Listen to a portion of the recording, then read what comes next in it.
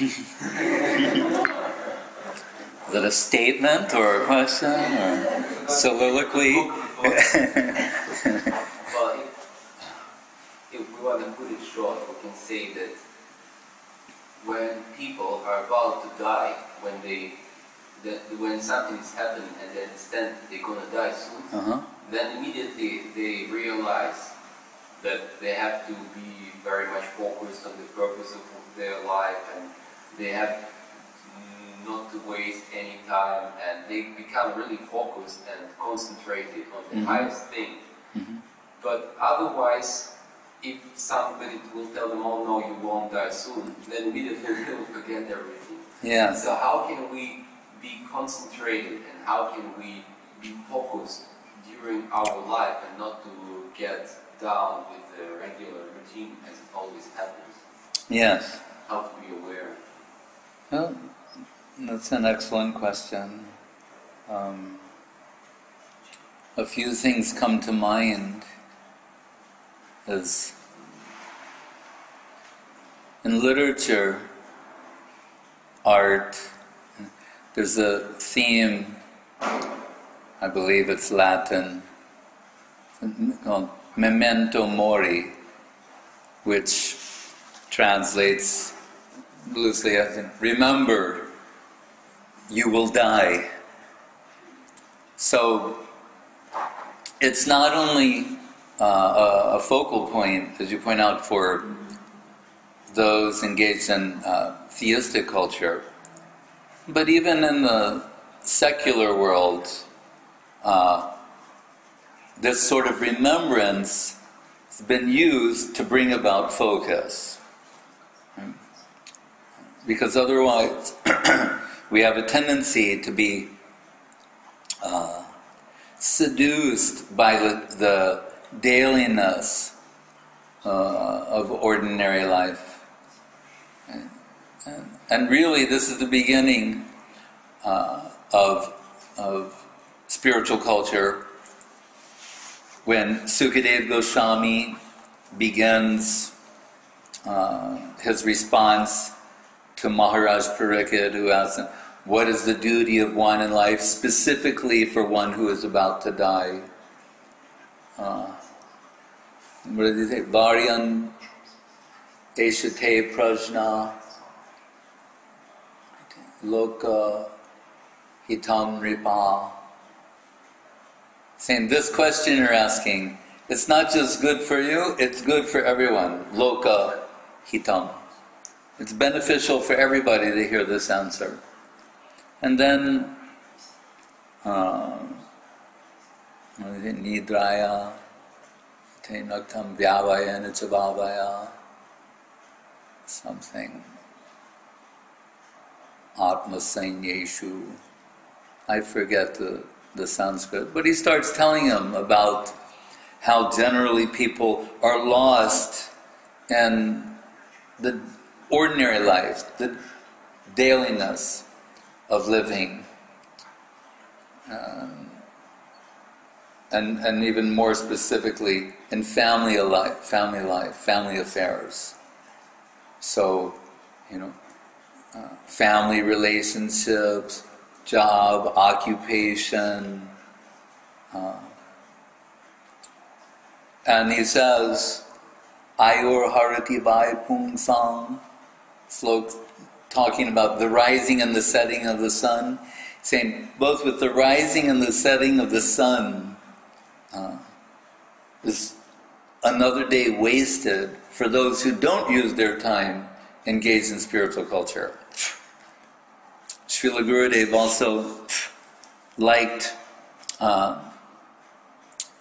the Moha Mudgara Stotram of Shankaracharya, because there's a similar slok there beginning with Dina Jamino. Because Shankaracharya, he took sannyas when he was like 6 or 8, something like that. Imagine that. Like he was writing his Vedanta commentary when he was 9. being an incarnation of Lord Shiva, Shankar. So he was so, the personification of a brahmachari or sannyasi, had no conception about the male-female relationship. But he could understand from literature or things that he's read in the scriptures that this would be important to understand. He's saying it's appearing in different places, but he couldn't understand really what they were talking about.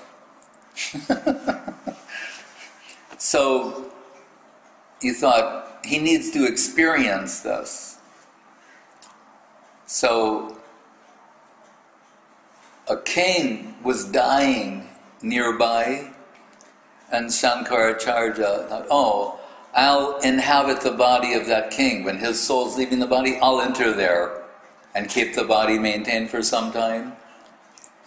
But he told his disciples, anticipating how absorbing this male-female relationship and all the things that expand from that, for Stri, the word for a woman and son, Stri means who expands.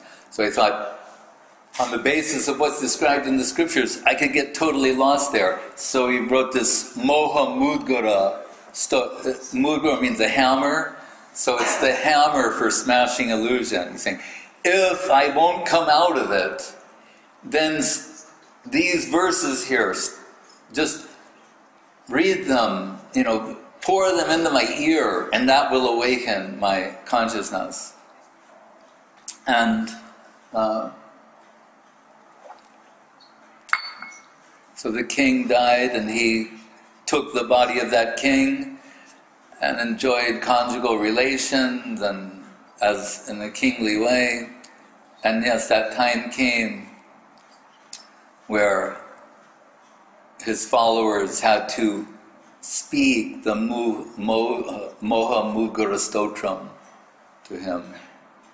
And a famous ending is Bhaja Govindam, Bhaja Govindam, Bhaja Govindam Mudhamate, Sang Prapte, Sang Nihite, Nahi Nahi Rakshati, Dukharin Karane. But earlier, there are many slokas there. One is this Dina Jamino slok, which parallels the Bhagavatam. Someone at the mat saw we put this sloka on the samadhi and said, Shankaracharya. I said, yeah, Shankaracharya. We're bringing him. Gurudev liked this very much, and he's that great Shankaracharya. He'll also have some position. They thought it was objectionable. But the parallel is saying, by the rising of the setting of the sun, we mark another day wasted. Or as someone put it, more and more of less and less as time goes on. And whenever someone gets a disease, it's very popular in the modern world under the influence of secular humanism, they'll talk about someone who's battling cancer. They announce that someone out and they'll go, but he's a fighter. He's going to fight this thing. He's going to beat it. Well, I'm betting on cancer. I know there's some place in Ireland where you can bet on anything. And even one writer who passed away recently, who's an atheist, he saw the humor in this, and he said, it's as if saying, like, after a long battle with mortality, so what are we fighting? We're fighting mortality. We're not going to win that fight. So we have to acknowledge that.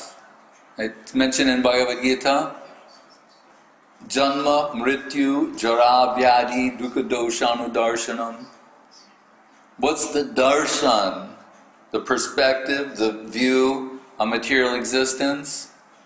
These four things: Janma, Mrityu, Jara, Vyadi, birth, death, old age, and disease. Duk means suffering. Everyone here will have to suffer from that. So, the theme of mortality is there in fine art and literature. Whenever they're dealing with this, a little bit of reality is creeping in. No one, there are no stories that are just like about happiness, or we know the fairy tale, they always have the end, they lived happily ever after. The same. But everyone knows intuitively that's sort of not true. First of all, they didn't live forever, and they probably weren't happy all the time. So, as people say, oh, that's just in the movie, or that's in the story, you know. But even in literature, the themes in literature are loss, mortality, many things. Books that grab the imagination, hold the imagination, and capture the attention, deal with these themes. The temporal nature of existence. And the more qualified the writer is in their presentation. I've mentioned that Chekhov was the master of short stories.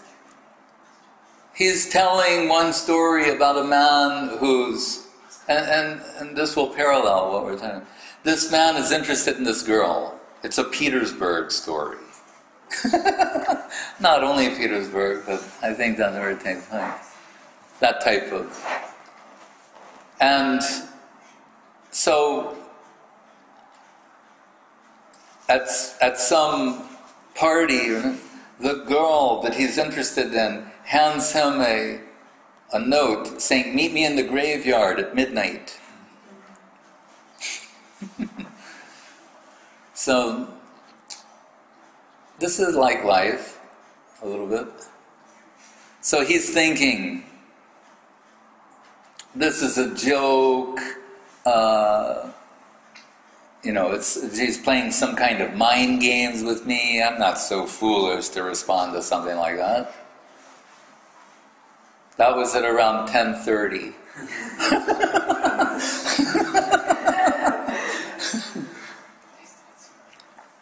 By around 11:15, he started thinking, but like, what if it's for real? Then, let's look at the note. Around 11:30, he calls his driver. Get the horses ready, the carriage. And they go out to the graveyard for midnight. And then, this is the mastery of the story. So you think this is the story, the guy going to meet the girl. It seems like a ordinary enough kind of, but that's not his. He wants to draw your attention to something else. So while that man is in the graveyard waiting for the girl who never arrives, she doesn't come. So you think, what? End of story? That big build up for nothing, right? No. While he's there in the graveyard, he starts looking at all the gravestones. And he sees the names of so many girls, their birth date and their death date. And he's thinking, oh, they were also beautiful young girls, and lost in romantic embraces, this, that, and the other thing. And this is their position. How brief that was. Like the Shakespeare line, out, out, brief candle, about life. How,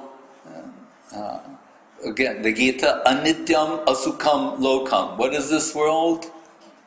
It's not only full of suffering, asukam, but anityam, means it's temporary. So even if you get some good arrangement, it can't last. This is our night for literature. Shelley has a poem called Ozymandias. It's about one of the ancient Egyptian kings. So in the poem, this man out in the middle of the desert, he finds the remains of a giant statue. And it's broken at the knees, and the head part of it is lying over in the sand, sort of like half covered in sand. He said you can still see the sort of arrogant sneer on the face. And at the base of the statue is an inscription. It says, "I am Ozymandias, King of Kings." It said, "Look upon my kingdom in envy and despair." And the man says, "But when you look, you don't see any kingdom. All you see is sand, endless sand, and nothingness." So yes, at one time, he had a kingdom that was so great it would be the envy of anyone. He was the king of the world. Now he's sitting there, a broken statue, buried in the desert sand, barren wasteland. So this theme is in literature, and it's also in the scriptures. So we hear that Yudhisthira Maharaj, he met Yamaraj, the Lord of Death. So you think, if you had the opportunity to meet the Lord of Death, you'd want to ask him some questions. But instead, the Lord of Death, Yamaraj, he's asking Yudhisthira Maharaj questions about life. He's saying, in the world of the living, what's the most wonderful thing? It's like, ahani bhutani, yachchanti yamamalayam, shesa stavram ichchanti, kim ascharja atakparam. The answer, he says, I don't think there's anything more wonderful or astonishing than this, that everyone before us has died. Every day, the news is primarily about death. Who died?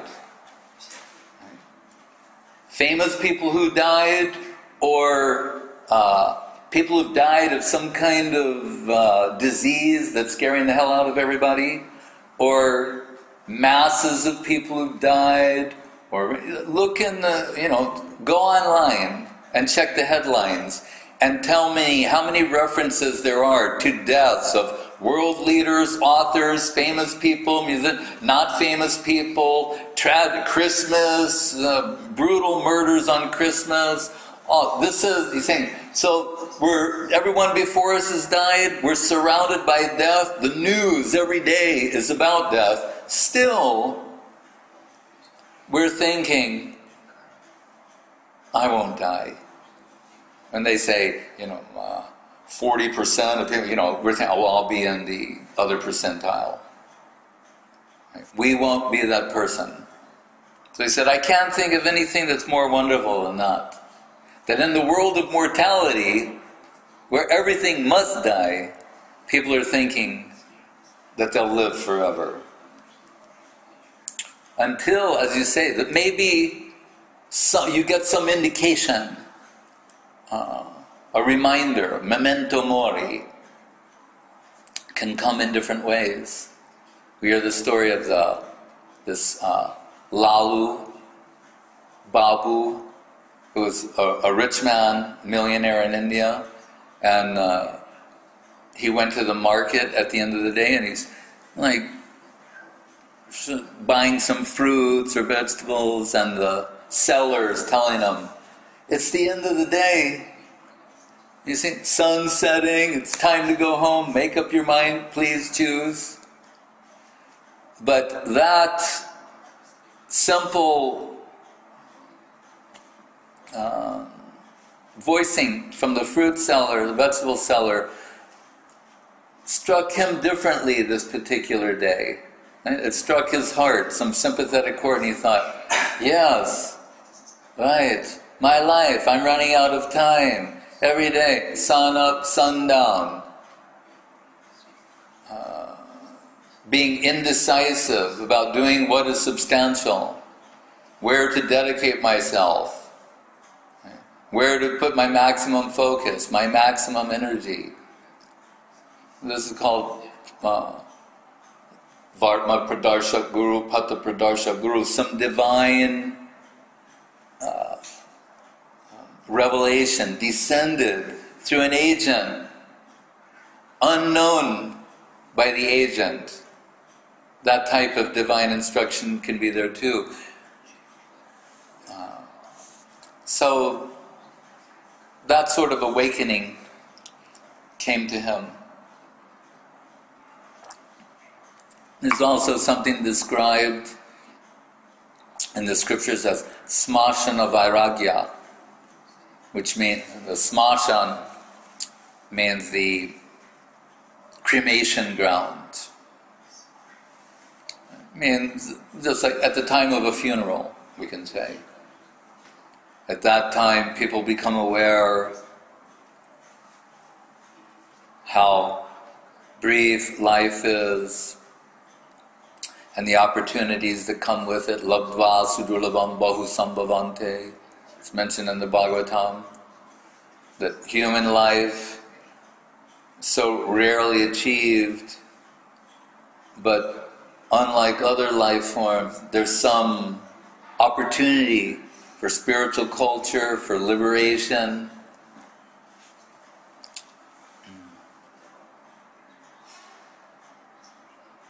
So we have Kunti Devi realizing that adversity can be an impetus for focus and spiritual culture. Vipadak shantu tat kshasvat tatra tatra jagadguru bhavato darshanam yatsyad apunar bhavadarshanam. She's telling Krishna, when everything is going very nicely, there's a tendency to forget you. But when I'm put into difficulty, the force of that adversity centers me, gives focus to my mind, and then I realize the necessity of remembrance of you. So in retrospect, maybe adversity is good for me. So from time to time, we'll be thoughtful.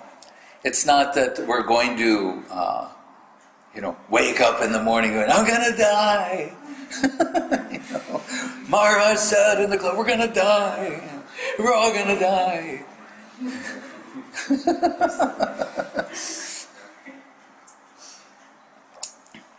Not all the time, but from time to time. Of course, Shankaracharya, he was very intense.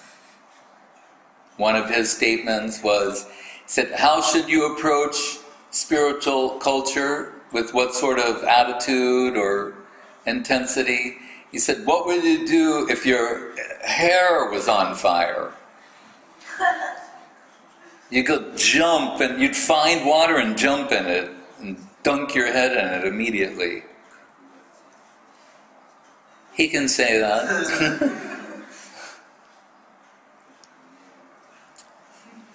So there are different things that bring that about. But like age is it's one of the four, right? Janma, Mrityu, Jara. But it's very deceptive. But you don't wake up one morning and all your hair is gray. You start with I think I have a gray hair. Oh, I got 3. Then sometime later, half of your hair is gray and half of it isn't. And then after some time you go, I only have 3 black hairs. All the rest are gray. Now it comes wrinkle by wrinkle, gray hair by every day, little bit. So you can be lulled into complacency.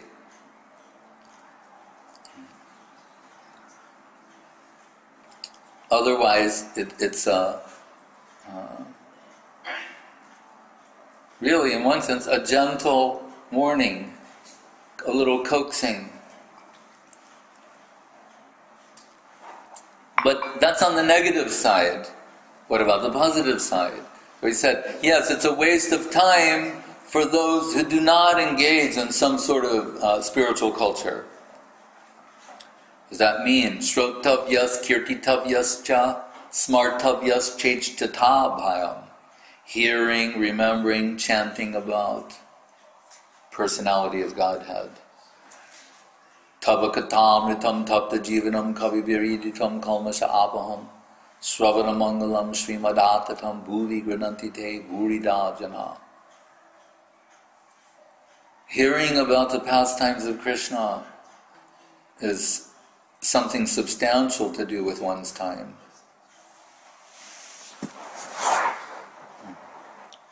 Otherwise, we're endlessly hearing. That's what he said, Shrota Vyadini. I can't remember these stuff. Sahasra. There's thousands of things you can hear about other than Krishna Katha.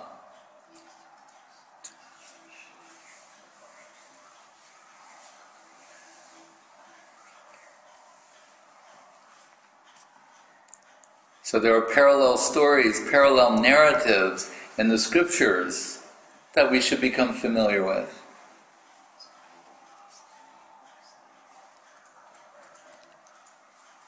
Otherwise, we're left meditating on the persons, places, things of this world, and hearing those stories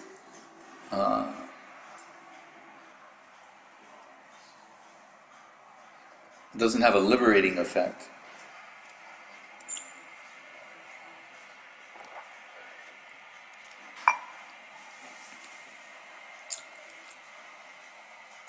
So Guru Maharaj says, Srila Saraswati Thakur used to say, when you wake up in the morning, to beat your mind like 100 times with a broomstick, or any other type of similar. It's an amara jivana, reflecting on your life, saying, I'm wasting my time meditating on so many frivolous things. Let me today do something valuable. So we set aside at least some of our time to engage in spiritual culture, to hear,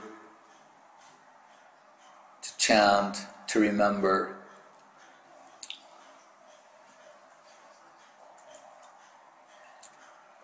What does it say in the Bhagavatam? Narada to Vyas, na labhyate yad brahmatam uparyada, tasyeva hetu prayate tako vido, na labhyate yad brahmatam uparyada. Saying, try for that one thing that's not available, wandering the length and breadth of the universe, going through all the different species of life, all the different situations. What is that? Actual, substantial, spiritual culture. Krishna conception.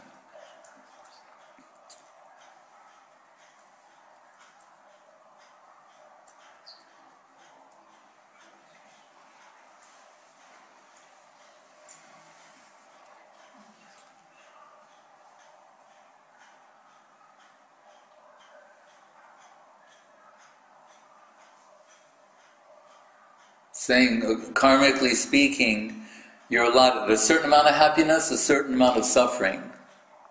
So why spend your time trying to marginally increase the amount of happiness and decrease the suffering?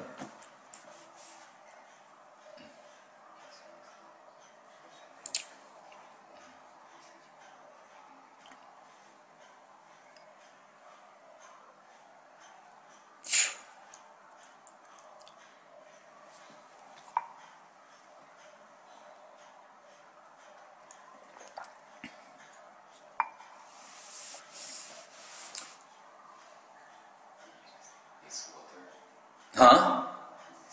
Oh, it's the fish.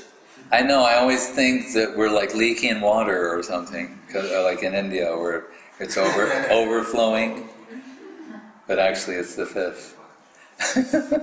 An aquarium.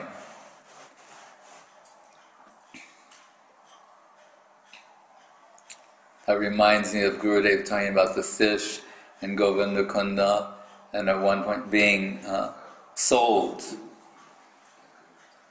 And someone objected, but Gurudev's response was, he said, this end result is going to happen to them one way or the other, in a tank, in a pond in India. He said, but these fish are saying, oh, they're like celebrating because what they were sold for, that's going to be used for the save of Guru, Gauranga, Radha Govinda, Vaishnava, and they're like celebrating.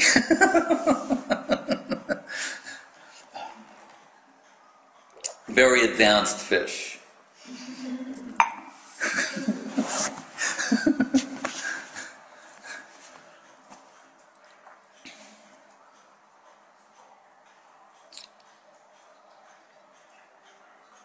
The tree that produces the flower, if the devotee takes the flower from the tree and offers to Giriraj,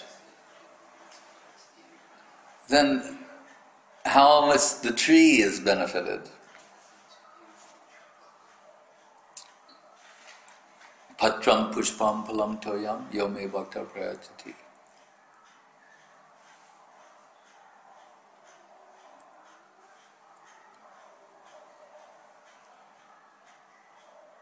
Before Krishna approached the Yajnik Brahmins, just before that he's pointing out to Balaram and other cowherd boys, saying, look at these trees. They're so magnanimous. They're so wonderful, they're so beautiful, they're full of fruits. Flowers, fruits. It's so hot. They're bearing all the heat of the hot sun above them, and what do? Provide shade for everybody else. That's Torora Pisla, right? It's blazing hot sun. They're taking all that on their head, on their top, and beneath them, they're giving shade, fruits. He's saying these are magnanimous souls. And whatever is asked of them, they give that. And that's the hint. Right? He's going to send the cowherd boys to ask the Yajnik Brahmins for something. And they're going to deny him. So before that, he's going, look at these trees. They're so full of fruit. They're tolerant, and at the same time, shelter. They give shelter and nourishment, like great souls, the great souls that they are. Vaikuntya Pritivyari Sakala Chinmoy, to be a tree in the spiritual world. It's an exalted position. Then turns to the cowherd boys, oh, there's some Brahmins nearby, they should know better. They're Brahmins, they do yajna, they were brahmacharis in the Gurukula, they studied the Vedas, they have the Upavit, they're austere, their senses are controlled, they're everything you could want and then some. They're Bhudeva, Bhudev, they're the gods, earthly gods. Ask them, ask in Balaram's name, because I'm just a lowly cowherd boy. And Balaram's a Kshatriya by birth. So they're Brahmins, they have that Brahmanic ego. Maybe for a Kshatriya,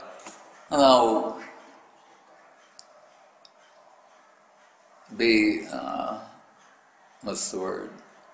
Munificent. Ask in his name.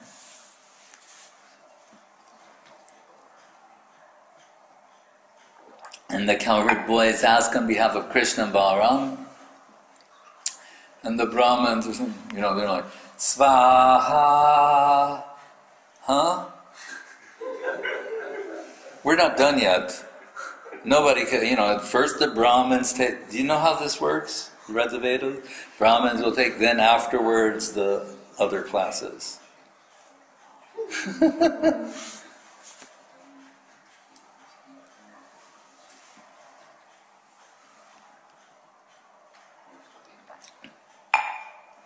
And they come back to Krishna empty-handed, they're ashamed, they're sorrowful. Krishna's smiling, saying, go ask their wives.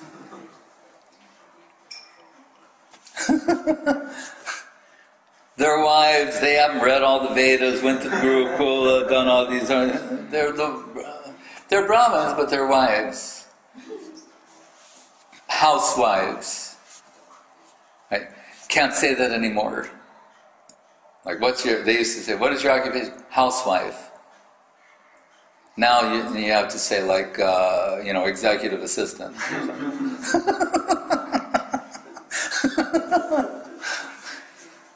Or, I have my own company and I'm an executive household assistant in my spare time. I have my own website.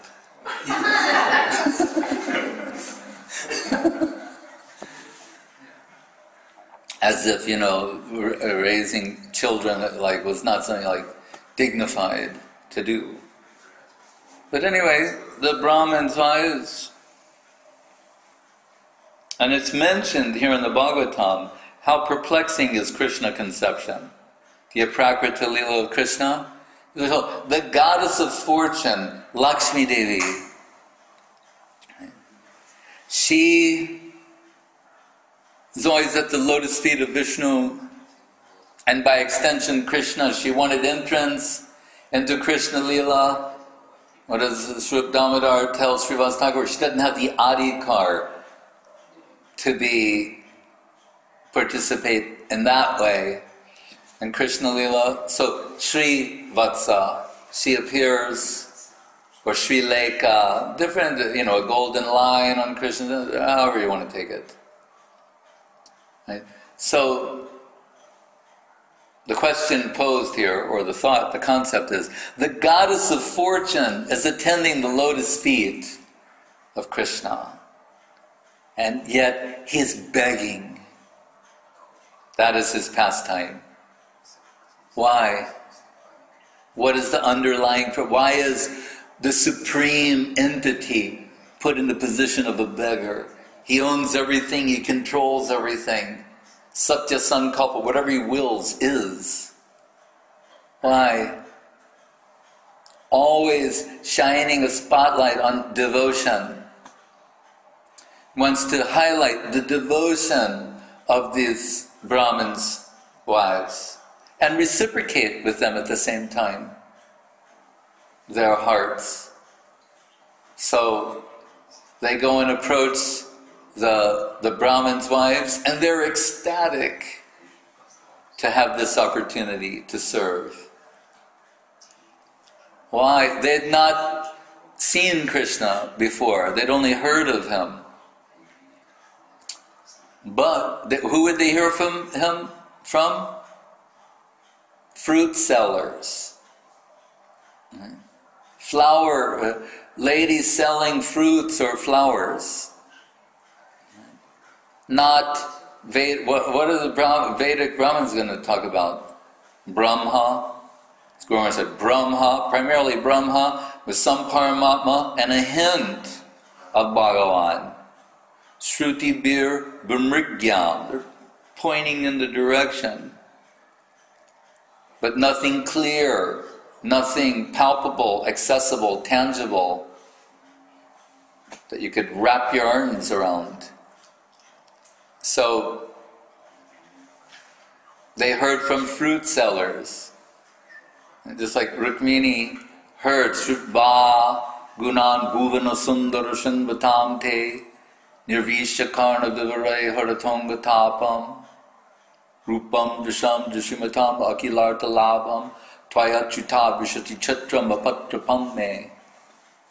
Rukmini said, Bhuvana Sundara, hearing about you, I understand now, the most beautiful thing in the world. But as Brahma says, this is not beauty created by me. Brahma, the creator, this is beyond Vishmapayam Vedasam, beyond what I conceive. Shrudva gunan bhuvana sundara shunvatamte. And she says, now I understand why there's hearing. It's not that, well, we use hearing for this and for that. No, she's saying, no, hearing is for Krishna. It allows Krishna conception to enter your heart. That is the purpose of hearing. That's why we have ears. This comes up, and the auditory sense. To hear the sweet descriptions of Krishna, the sweet sound of Krishna's flute, all of these things.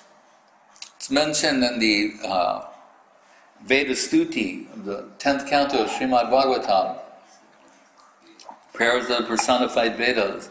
Say, how is it possible with the tongue is a mundane physical thing, and with your tongue and your vocal cords you're vibrating some sound and you're going to describe God? How is that possible? You're going to vibrate the name of God with a fleshy tongue and a voice box? Right? The Wittgenstein, who is, arguably the greatest linguistic philosopher of the 20th century. He wrote these indecipherable books about language and philosophy. But while writing them, in Vienna, he lived above a gas station, petrol station, benzene station, whatever. And while he's writing the books, the guys in the gas station, they'd make coffee every day. And so Wittgenstein would be there writing, or however he was doing it, and then the smell of coffee would come wafting like up the stair, and he'd go, and he suddenly realized, with all my linguistic ability and skills, I can't convey to you through language the aroma of coffee. He's the greatest linguistic philosopher of the 20th century. He's saying, with all my linguistic power, I can't convey to you the aroma of coffee with words. So here, then we're saying, so let's have a discussion about God. I'll say some words and you'll get an idea of what God is. I can't convey the aroma of coffee, but let's have a talk about God. How is that going to work? That's their question. It's a good question. Right? It's the question in one sense. Another one of the questions. And the answer that they give there is very interesting as well. They say, no, this is why we gave you the power to speak, hear, see, touch, taste, smell, feel. This is why you have senses. So that you can hear the name of God, hear the pastimes of God, vibrate the name of God, vibrate the pastimes of God. Smell the aroma of the tulsi, of the flowers offered to divinity. Taste the Mahaprasadam. All of these things, all sensory activities are given mercifully for this purpose. So this goes back to your original question. So if this is really what they're meant for, can't we find like 15 minutes in our day to do that with them?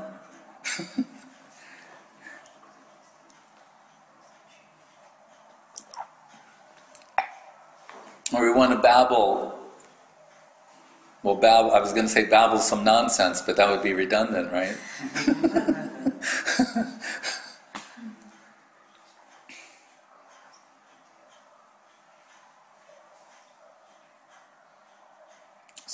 really, that is what Sukadeva Goswami is saying when he's saying, are the eyes that don't see the beautiful form of the Lord, they're like the eyes on a peacock plume. They're not real eyes. You think, well, like, ooh, this is like very fanatical. Yeah. Right? It's a very intense point of view. But try to see beyond what it's saying superficially. There's a plane where someone can legitimately feel like that. Even in this world too. I don't know if they say it so much anymore, but when I was growing up, you'd hear these older people, they'd mention something, whatever it was. Either something you had to have heard, seen, or touched, or tasted. And they say, until you've done X, you haven't lived. Right? They'd say things like that. Until you've done X, that's the variable, X, fill in whatever it is. You haven't lived. You haven't fully experienced life. It's a particular sentiment they're sharing, right? Because they're saying, having had that experience, they're saying, it's so wonderful. If you haven't ever had this, your life is useless. Or you haven't really lived. Or you should, curse the day you were born. Many, many things like that. They can say that in relation to mundane experience. So here we have experienced transcendentalists, they're sometimes called. They're sharing their experience and saying, once you've seen the beauty of the form of Krishna, all other forms are disappointing and unacceptable.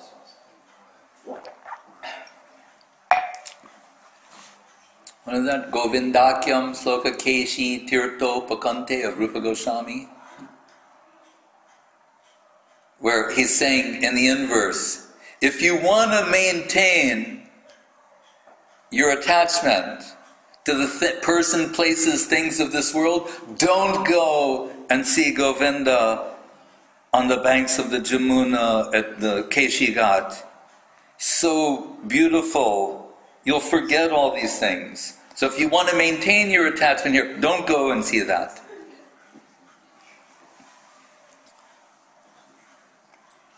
That type of beauty. Kandarpakoti kamaniya vishesha shobham. Everyone in this world is under the influence of Cupid. So what are we told? Kandarpakoti. Kandarpa means Cupid. 10 million Cupids personified point to the seductive charm of the beauty of Krishna. 10 million Cupids, that power, concentrated in one person, that sort of seductive, irresistible charm.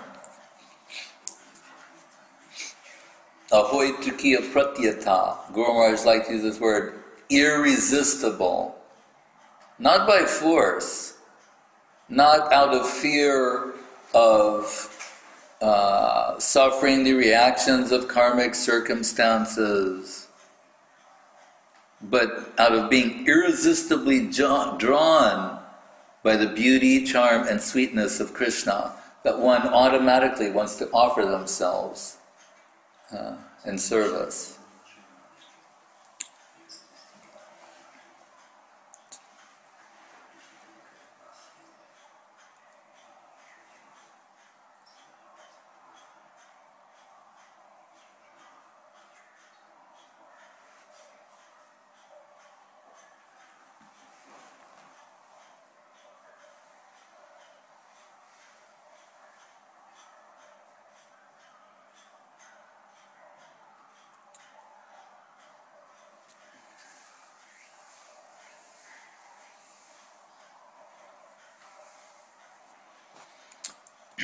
I used to think, when I heard the statements of Sukadeva Goswami, sometimes I think, gee, he sounds like a fanatical devotee. And I realized he is. Parinistitopi Nairgunya Uttama Shloka Lilaya Grihita Cheta Rajarse Akyanam Yadaditavan. He was liberated in the womb of his mother. Sometimes you hear he's 16, but he's like 16 in his mother's womb. Came out fully developed. Wasn't like a baby and grew up.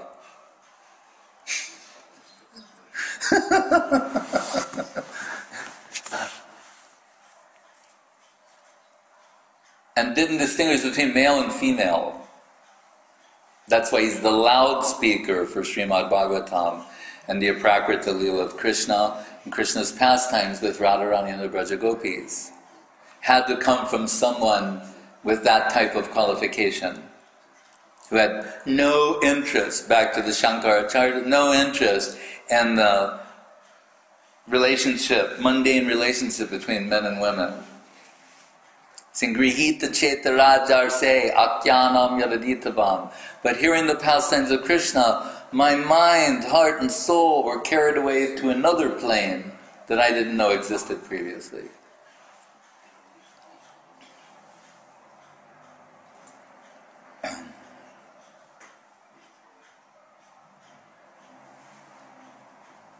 Amrita means life-giving nectar.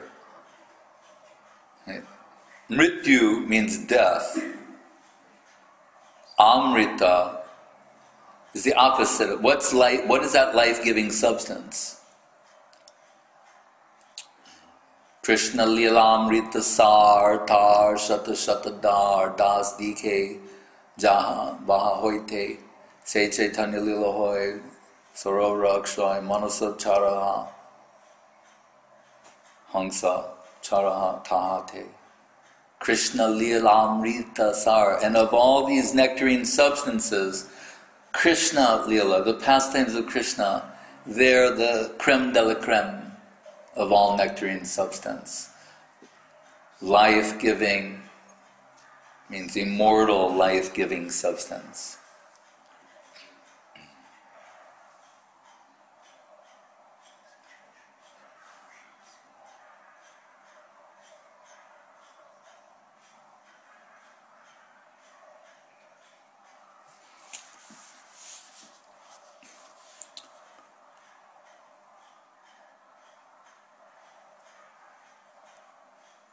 And I asked Srila Guru Maharaj, why in the 12th canto, where the Bhagavatam is concluding, this sloka is there, Prishte Brahmyada Mandra Giri Gravagya Kanduyanan Nidralo Kamatat Grite, etc. about Kurma avatar. So I was thinking, the Kurma avatar, wonderful. I don't understand. This is the resounding, concluding chapter of the Mahapurana, Bhagavad Purana, the 18,000 slokas, or there's a crescendo here. Why is the Kurma avatar being mentioned? The tortoise incarnation.